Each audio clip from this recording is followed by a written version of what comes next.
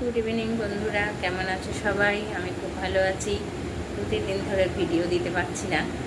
আমারও খারাপ লাগছে।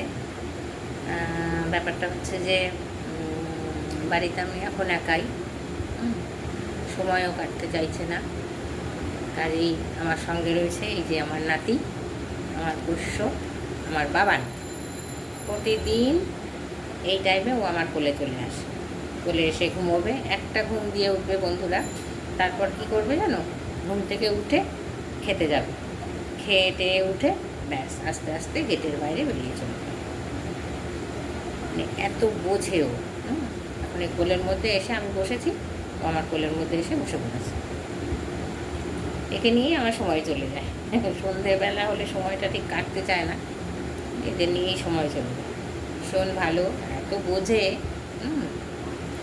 বাবান শোনা, বন্ধুদের দেখিয়ে দাও তো। বন্ধুদের দেখিয়ে দাও তো, কী করছো তুমি? ঘুমোচ্ছ আমার কোলের মধ্যে এসে।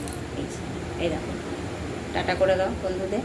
এই দেখো, এই দেখো বাবান, এই যে হ্যালো বলো, হ্যালো বলে দাও তো বন্ধুদেরকে, হ্যালো বলে দাও। বলো গুড নাইট বলে দাও। বলো ভালো আছো, বলো তোমরা ভালো আছো? কেমন আছো সবাই? বলো, বলে দাও। বলো আমি এখন ঘুমোচ্ছি দিদুনের কোলে। দিদুনের কোলে আমি রোজ ঘুমাই সন্ধ্যা হলে। খুব বোঝে, এত ভালো আর ঠান্ডা, মানে কী বলবো, ভীষণ ভালো। এই টাইমটা হলে ওরা আমাকে চায়।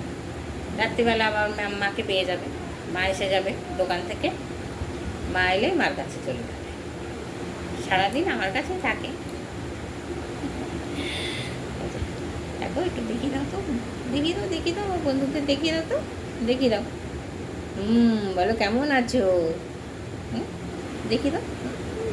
ঘুমের ঝোল, এই যে ওই যে ওই যে ওই যে ওই যে, সবাইকে দেখিয়ে দাও। বলো গুড নাইট বলে দাও সবাইকে, বলো গুড নাইট, আমি এখন ঘুমাবো।